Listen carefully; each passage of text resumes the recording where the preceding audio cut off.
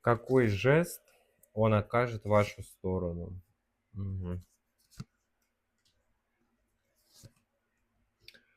Прикольно, с чем-то припрется. Это будет достаточно забавный разговор и диалог, ну, точнее, даже встреча, где, ну, по мне, это будет выглядеть примерно так, что человек припрется, у него будет что-то в руках, это что-то материальное, но что-то супер недорогое, вплоть до сделано своими руками.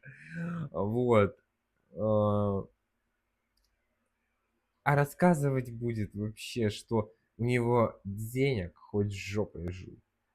При этом он привлечет вам по типу плюшевого мишки за 150 рублей. Ну, что-то такое.